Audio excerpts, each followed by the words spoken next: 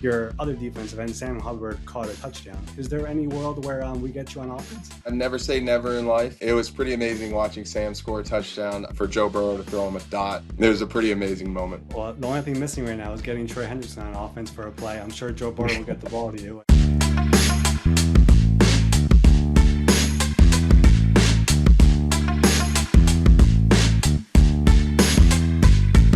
Joining us today here on NFL Spotlight, he is one of the best and most underrated pass rushers in the NFL, a three-time Pro Bowler, a true sack artist from the Cincinnati Bengals. It is Trey Hendrickson. Trey, thanks so much for doing this. How are you doing, man? Doing good. Good work, good week of work, and ready to get after Cleveland. Yep, it's an honor to have you on here, first of all. Like when this show started back in July, our goal is to have people who deserve more recognition on the show. And when we were doing this, like you were one of the first three names we had on here, and we were like, we got to get Trey on. And I'm so happy we're able to do this now. Levante David was like our first guest, and I was like, I hope to get Trey in the top three over here. But we made it work over here a few months later. I know you're not the biggest media guy out there, so I really appreciate it. And I want to go through your entire career journey, let fans get to know you a little bit better as well. And I want to start from the very beginning because you grew up in Florida outside of Orlando, and you were a decorated high school athlete in football, including winning state stuff. But I want to start with your lacrosse career, where we're going to show a video of you here. Trey, was your entire job just to wreck people? What in the world is this? Well, I mean, my dad and our family always grew up watching hockey, so you always needed an enforcer, and there are a couple instances that was a little bit of what I did, but there was a lot of obviously stick work too. My brother and I have always been throwing a lacrosse ball. He's he was my best friend growing up, so being out back and throwing the ball with him and learning the game was so fun. For Floridians, to play lacrosse is unique. So talent really wasn't there like a Maryland type, but we definitely got after him. So. This video is amazing. When I saw it for the first time, I was like, "Holy cow!" I got to bring it up over here on the show. Let me just ask you, in terms of like sports growing up, was football always the goal for you? Like, what sports were you into, and was the goal to always get into football as the main thing? Well, it was something that my dad wanted me to play as many sports as possible, and that was something I was ready to do. I mean, if they had a spot on the bowling team, I think I would have played, but they were pretty solid. But yeah, it was basketball, baseball, football. I just fell in love with football, the game. You need 11 guys, and you're playing for your brother. A lot of characteristics in life. You can't really do it on your own. So the support of my family, my friends. Football was definitely the one that I wanted to pursue in college, and from there on. So you mentioned college. So after high school, you went a couple hours away from home to Florida Atlantic. What was it like going to college in your home state of Florida? Was that important for you to be somewhere close to home?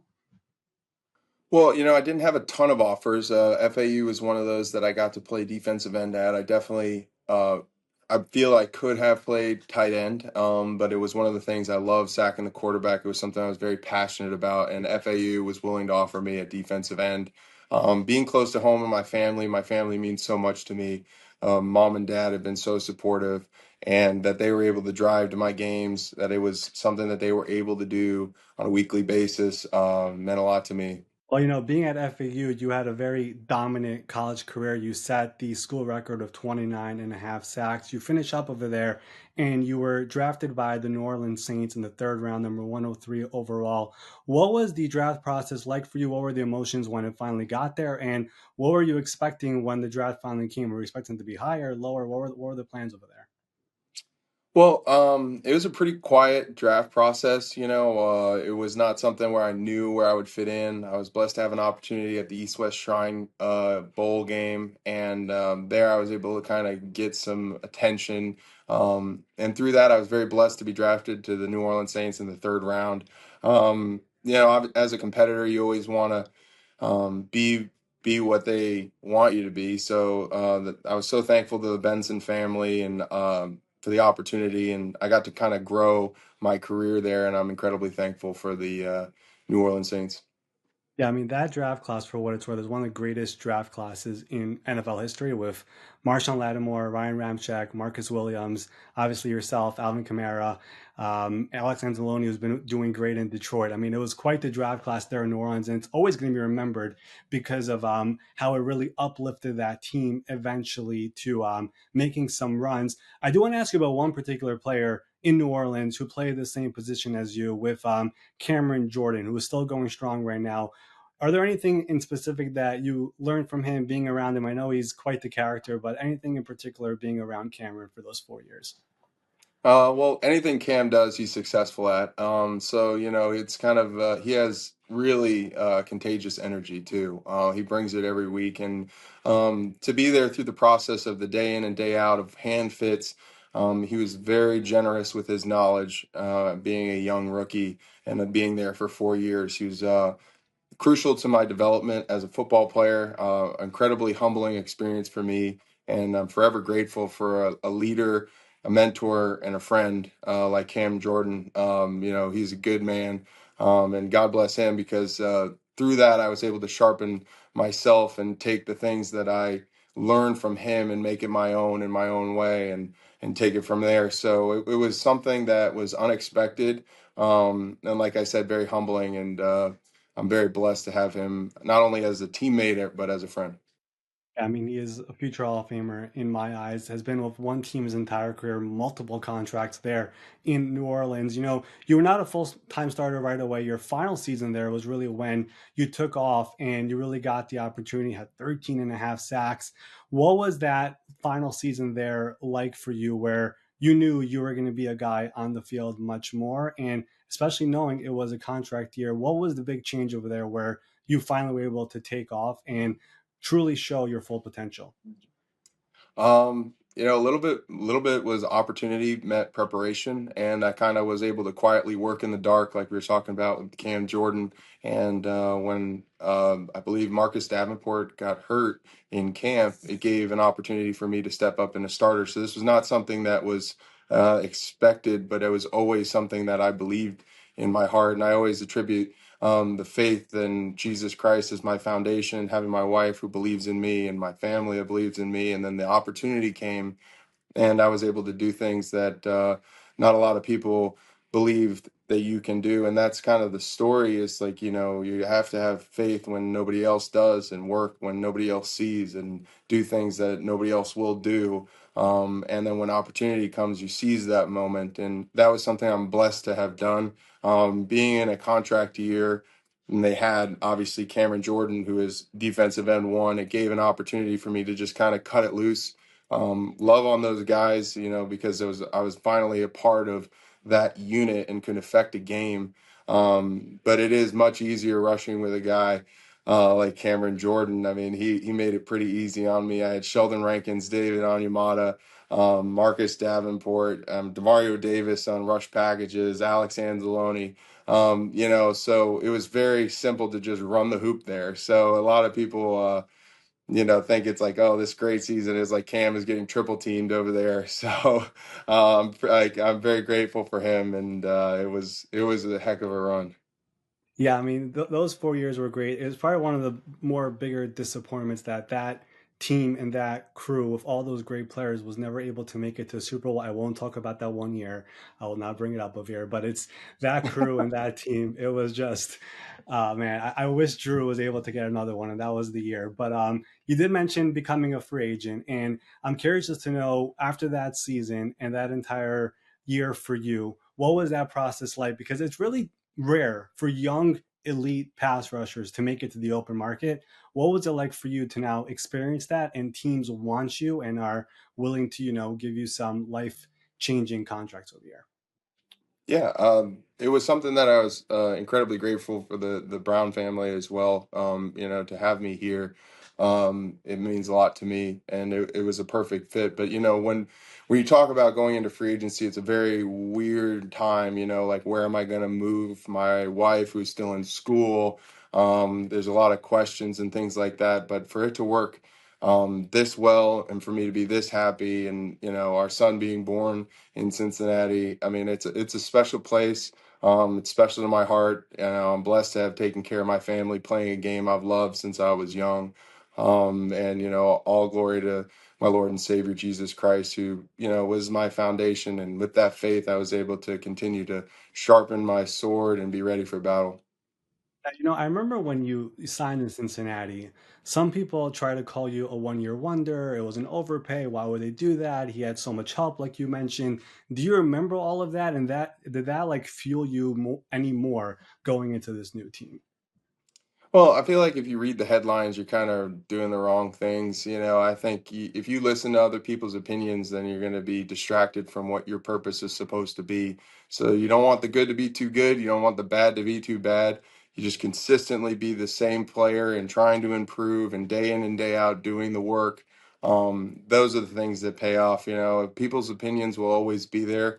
And that's something that's out of my control. But the things that are in my control are how I attack the weight room, how I attack recovery, how I'm game planning this week, how I'm resting this week, and when I go home, what does that look like? And those are the things I have control over. But people's opinions are not something that I'm going to be able to control in life.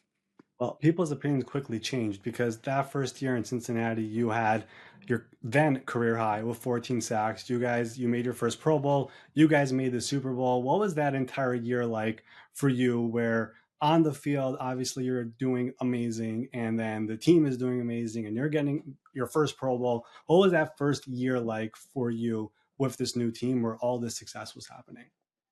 Well, I think success is always a defensive statistic. Even in a year like this, when I have 12 and a half sacks, I think, it's a lot of credit to this defense because I can't rush alone. We have things that we need to correct, and every year we have that. Even going back to that Super Bowl year, we were kind of on the fence on what way we were going to go as a team, and we kind of found our identity there in the end. So, I was blessed to be on a lot of good teams in Cincinnati, including this one. This is a very talented one, and there's a lot of things that I'm very thankful for. But again, things like that, we can only control the wins and losses. The seeding process was interesting that year. So it was a fun ride. I'm definitely blessed looking back, but I'm more interested in looking forward. I know I can already tell you're not someone who likes to pat yourself on the back, but here we are here in 2024. You lead the NFL in sacks this year. You are a virtual lock for your fourth Pro Bowl. You are third overall in sacks since that last year in New Orleans. I understand you probably don't want to do it, but do you ever consider yourself as the most underrated pass rush in the league? Like nobody brings you up with some of those bigger names that, have more name recognition, I would say. Um, that's interesting. Yeah, it's again out of my control. The things that I want to, as my Instagram probably, uh, it kind of exemplifies is, the Lord is good, and that's who I want to, kind of be exemplified in my life, not me and the selfish desires that come with all of these things. I want the, put down self and glorify Him. So, recognition is not something that I'm super interested in. I hope people recognize that we have a good Savior who died for us, and that's the biggest grace that we can have. So, to Him be the glory.